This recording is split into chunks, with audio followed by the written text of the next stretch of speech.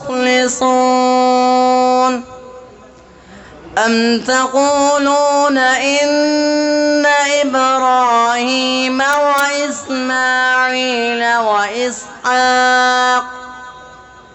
وإسحاق ويعقوب والأسباط كانوا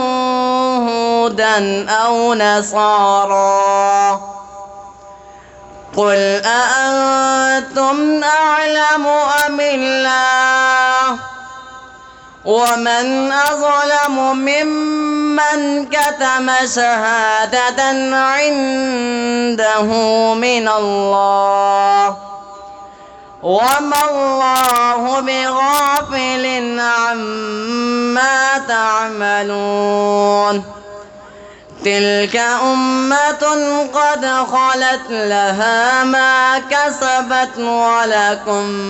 ما كسبتم ولا تسألون عما كانوا يعملون صدق الله العظيم.